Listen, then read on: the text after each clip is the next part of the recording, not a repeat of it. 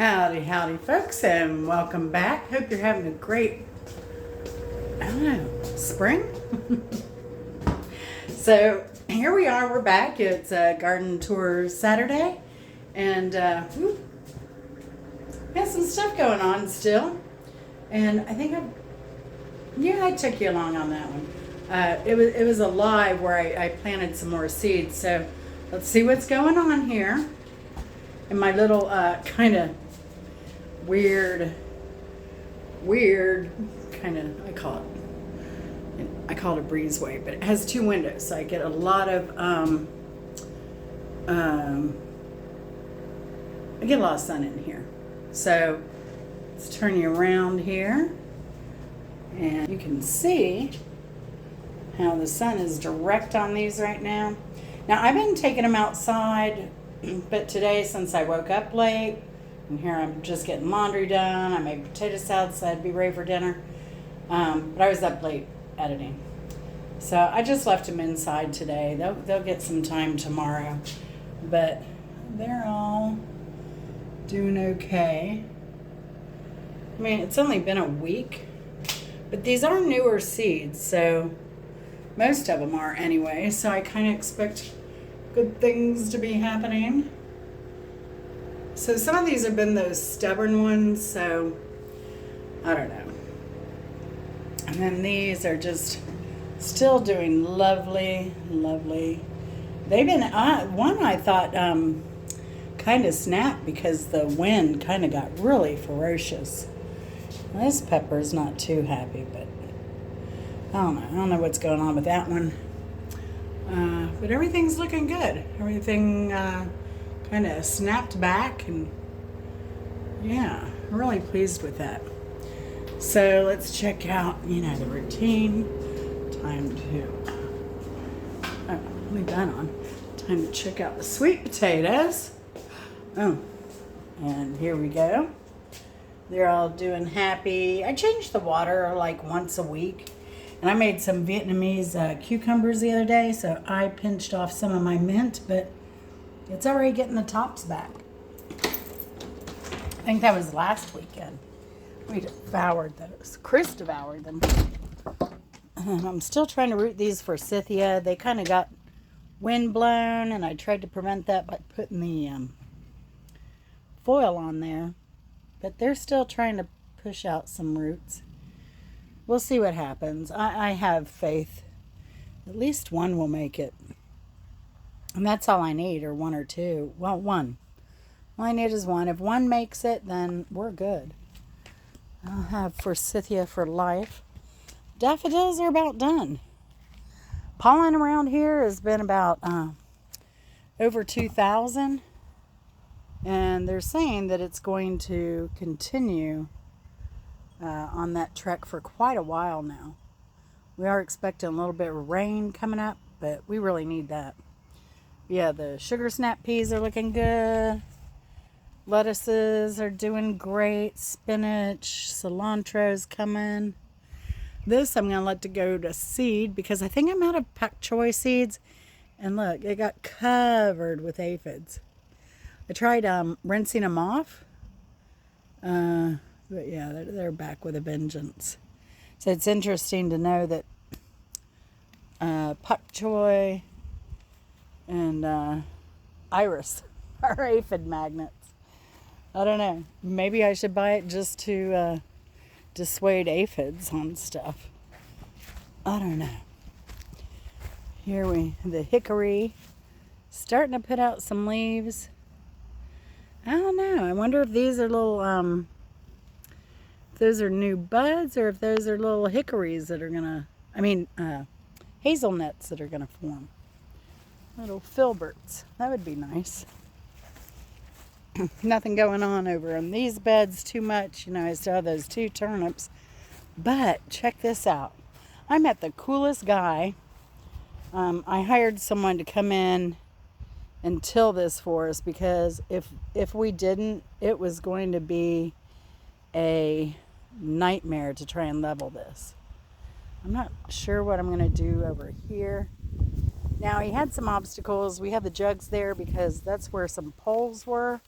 But since we are covering this with landscape timber and then putting raised beds in, I wasn't too worried about it.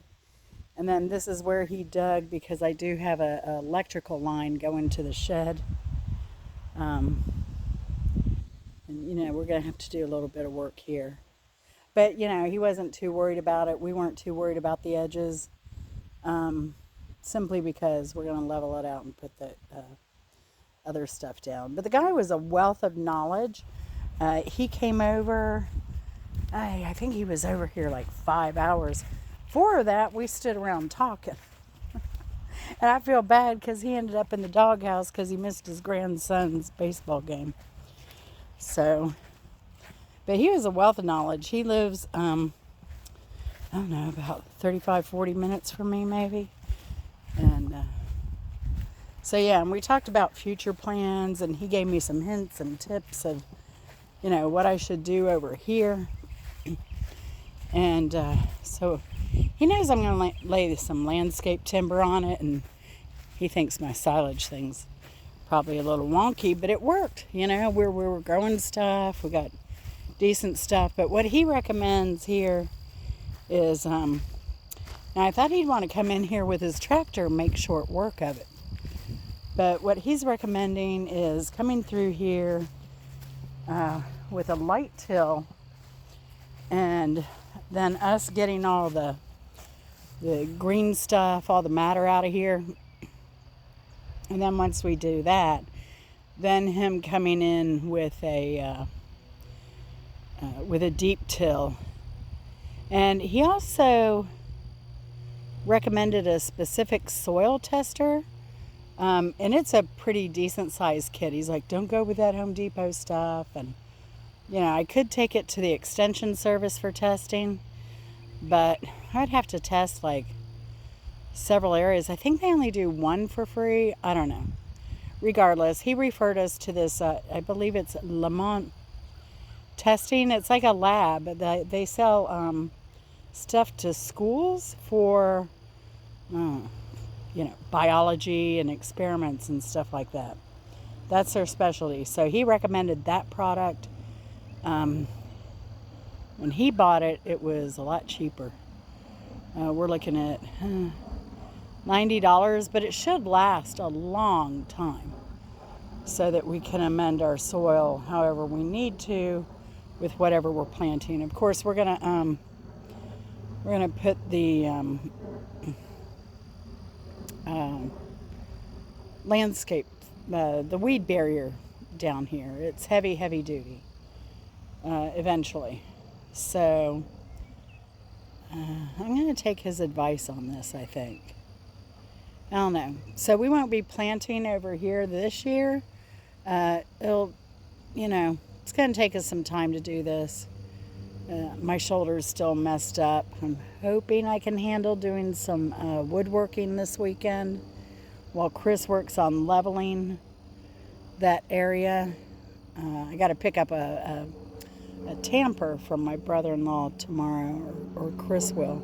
But I think what we will grow here, I told Chris, I said, let's just put up 4 posts, wrap the twine again, and at least grow some corn.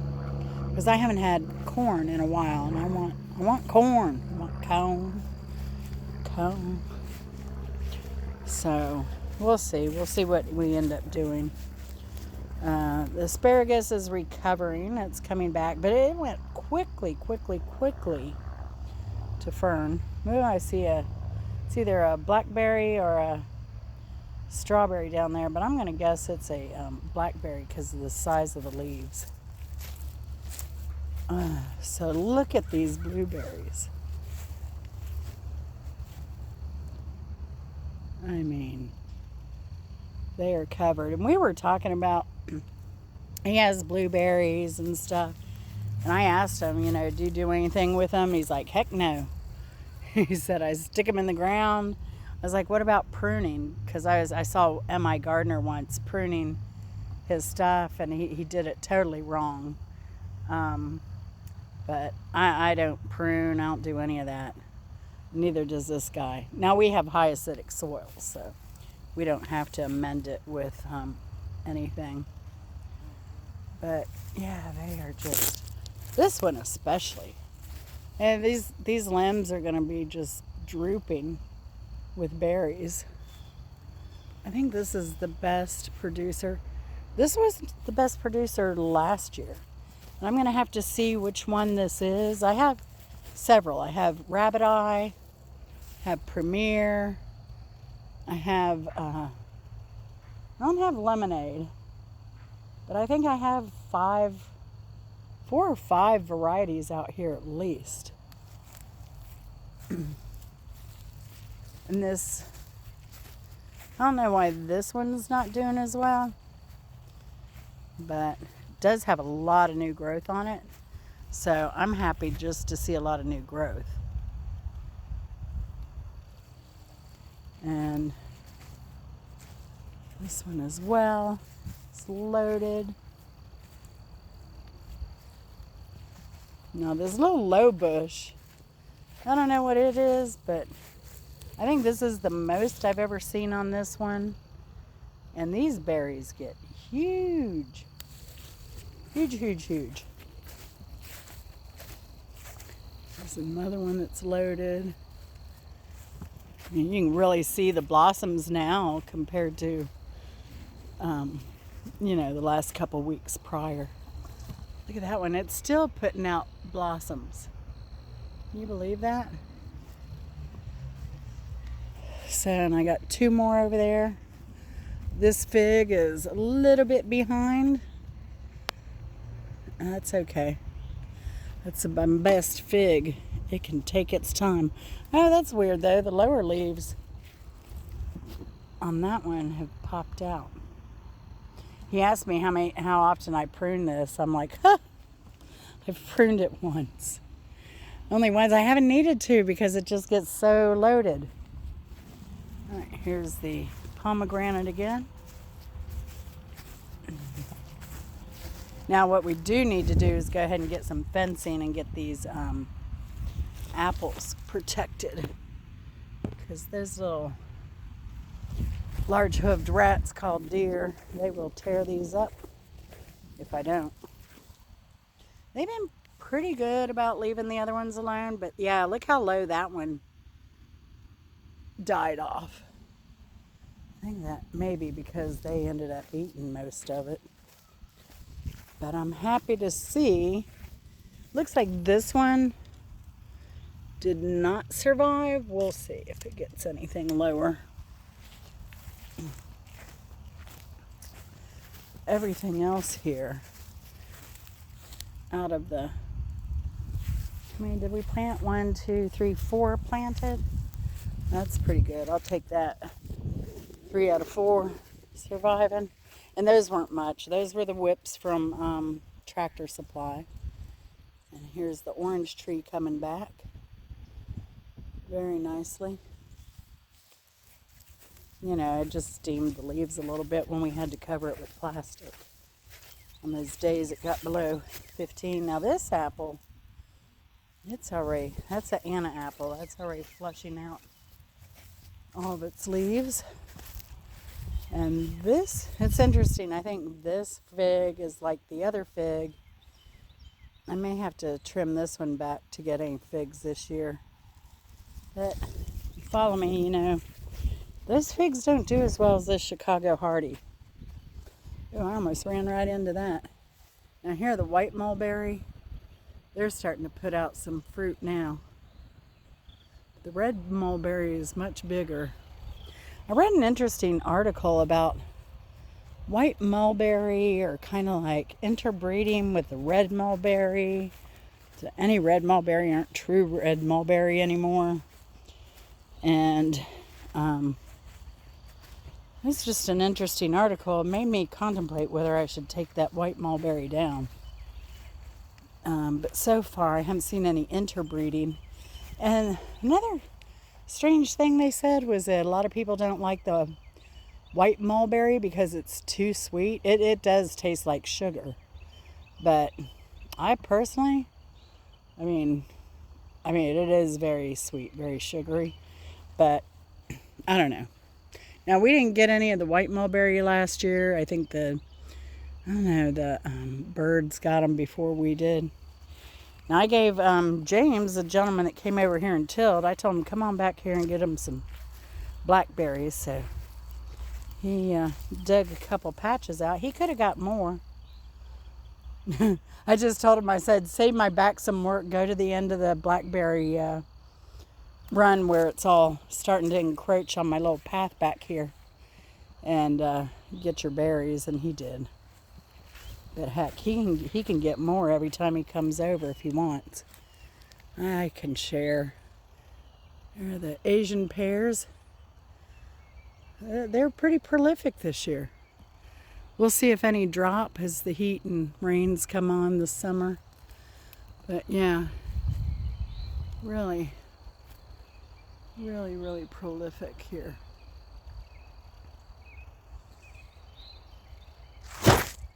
Just covered. I'm liking that.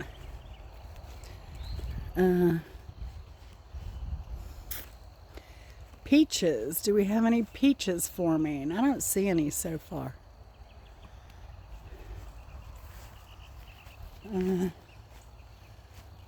We'll see if anything happens here. But I'm glad to see that it's putting out some more stuff around where these even here, new growth where these peach borer moths got to them. So, and over here, but I'm just surprised this thing survived. But James is he's got trees, orchard, stuff like that. And he was saying he's never had luck with peaches. Now, I know Renee's Secret Garden has. I need to find out her secret. And James has rabbits that he raises for meat, so he has access to a lot of good fertilizer. I should have taken advantage of my neighbor having rabbits. I really should have. But, you know, I was in that bad wreck, so that slowed down my progress here in the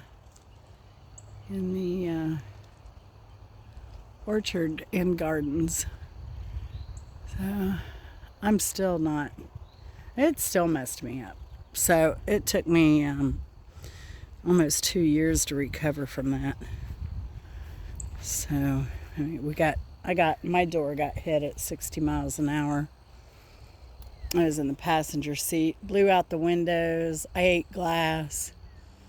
Yeah, that was fun. But look at this pawpaw. Now, this is a funny thing too. When James, we did a tour of the orchard out here. He said, I never heard pawpaw. He said, well, I think I've heard of it, but I've never had it for certain. So when he finished that tilling out there, I had some in the freezer. I figured that'd cool him off. So I went in there, and I think the blossoms are really cool.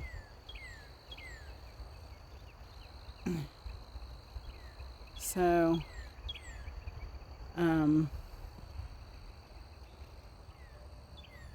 yeah, so I gave him some of that pawpaw, and he was addicted. He loved it. He was going to go buy some trees. He does grafting too, though. I'm like, if you can figure out how to graft this stuff, come get some. And then we have this other pawpaw. It's coming to life. It's coming to life. Yes. But yeah, he was intrigued by these. And then I ended up like just giving him some fruit I had in the freezer, because with pawpaw, you have to stratify the seeds. And I was like, I wonder if just freezing the fruit whole like I did and planting it would be good enough, or did I kill the seeds? But I gave him a couple. I said, here, just drop these in the ground, see what happens. So he's going to do that. And then I turned him on to those Bocchino peppers. I told you about the sweet drop peppers that look like a little teardrop shape that I put on my deviled eggs. And I had them in a salad in Puerto Rico. And then I went to St. Simon's Island in February. I went to a place just because they had those. And then I bought a big old 28-ounce can for a charcuterie board I did. But I'm growing them, so... And I feel like a fool because I gave him a couple of the peppers and, oh man, his eyes lit up. And so he was going to get some of that. And then when he left, I was like, hey, you fool. You should have just given him some seed. But anyway, I'm sure he's going to want more because he loves peppers. And like I said, his eyes lit up when he tasted that. But here are some figs. Now, this is a first. I've never seen this one producing figs before the other. And like I said, it's like that. I think it's the same type of fig as the small one. And I think this was a stray. I think this was a bird poop fig.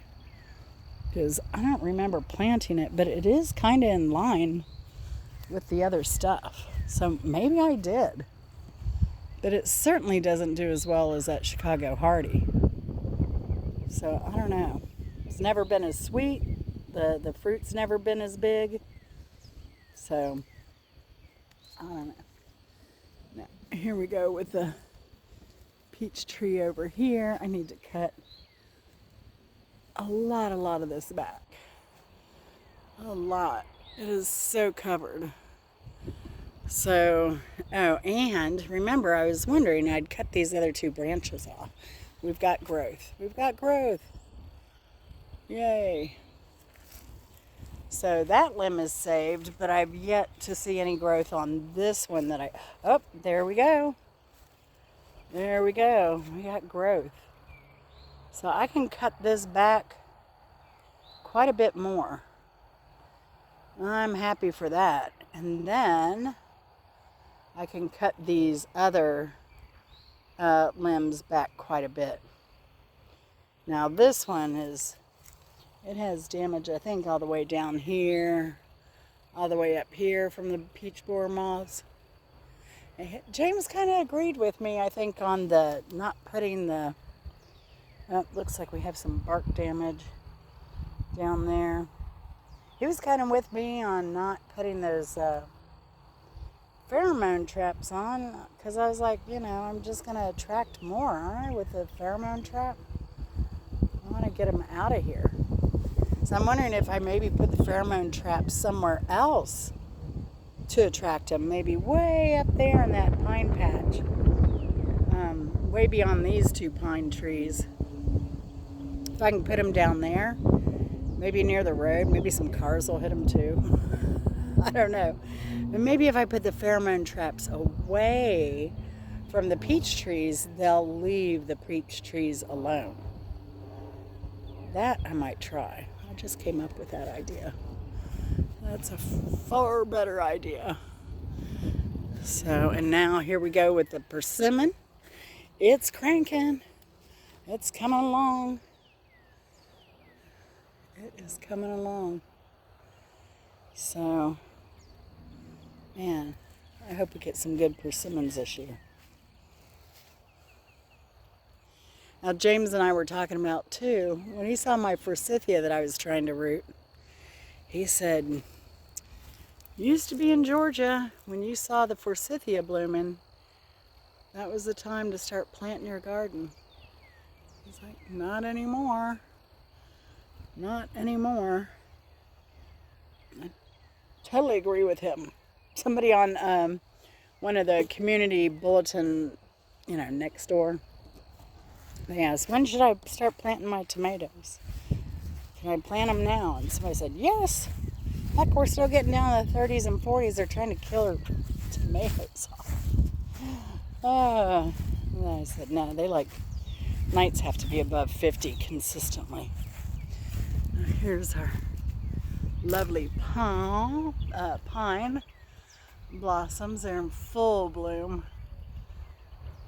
Full bloom everywhere. In fact, my screen is getting covered with pollen just walking around out here. So yeah, it's not unusual for Georgia to hit 2,000, 2,500. Well, my service berry's trying to come back. Interesting. Good, we'll see if we get any of that. James had never heard of that berry bush either. Now it's a very seedy berry. Birds love it. It is edible. Indigenous peoples loved them as well. Tastes like blueberry. Then it's really seedy though, and then you get into the seed and it tastes like almond. Really, really very special flavor to that. And this is I don't know if this is going to come back. This is my lilac. It may be dead because we keep fighting the dang Bradford pears. Don't ever plant those, people. They're invasive. Same with mimosas. Mimosa trees, I mean, they look kind of pretty and tropical, but you can just see they're invasive plants around here. What is that? Oh, bread. I threw that out a while ago. I guess there's nothing eating it. But this dwarf magnolia, I need to trim that back. We have banana. Yes, we have some bananas. So they're just starting to get out their shoots. Now we'll see if I have time to separate them this year. We'll see. This camellia bush, it's about, I'm surprised this late that it's still putting out blossoms, but yeah. Doing all right. Happy to see that. But it gets a lot of shade over here. So I think that's what helps it to maintain its flowers. I went down, I missed the crocus blooming this year. They must have, if I mentioned it, I think they just came and went. They must have got burnt in a frost. And I'm looking for jujube out here somewhere. I don't see it yet. I believe it's about somewhere in this area. But it's kind of a tropical lover. So, I think. So we'll just let that, we'll let it go, see what happens. Somewhere in there I have a wild azalea. If you've never seen a wild azalea, check them out. Man, they have beautiful colors. Coral, yellow, pinks, reds. It's just amazing. They're one of my favorite shade lovers, but I've never had luck growing them, and they're not cheap. There's a guy in North Georgia. He has one of those old-timey web pages, you know, and he grows them and sells them. And the variety he has is so impressive. So impressive. Now I'm going to keep an eye out on here. I was out here one year.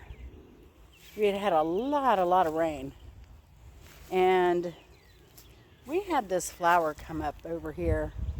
I'd never, ever seen it before. I ended up sending it to the University of Georgia horticulture department. I think I sent it to a few professors, but the flower that popped up is not supposed to grow here.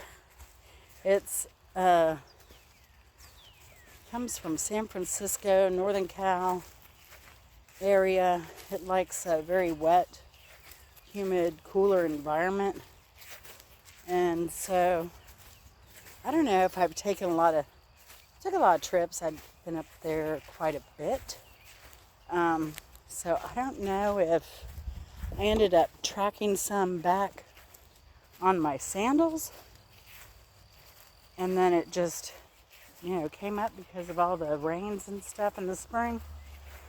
But I was fascinated by that. Absolutely fascinated. I gotta get rid of these red buds, eastern red buds. They're lovely. I love them, but not on the fence line. It's gonna be a problem. And we have a few. My mother-in-law wants some. I don't know if we can save any of these for her, but we definitely have others that we can dig up. And I've dug them up for other friends that had wooded areas and wanted a little color out there. And they did really well on the transplant for her. There's my metal garbage patch still. I need to call that guy. Oh, I was going to ask the neighbor if he had any metal stuff he needed to get rid of. But here's my, I don't know why they planted this here, but this is just Japanese maple here. They planted it right where this step is supposed to be. It's an awkward step, so I'm kind of glad it's covered. It's not safe, really. Oh, this is like putting out all kinds of sap. You see it glistening?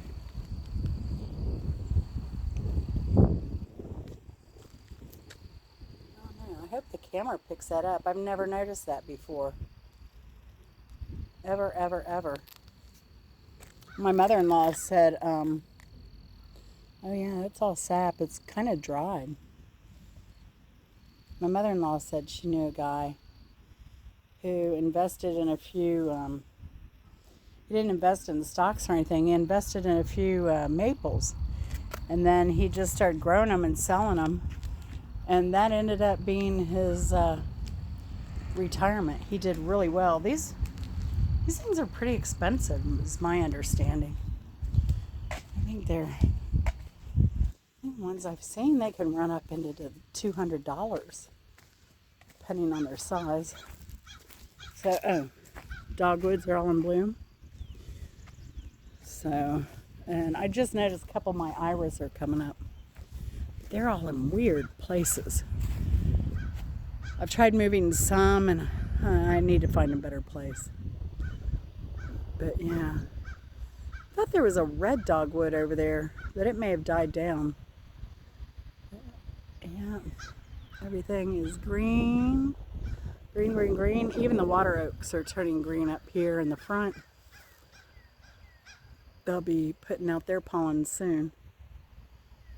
And yeah.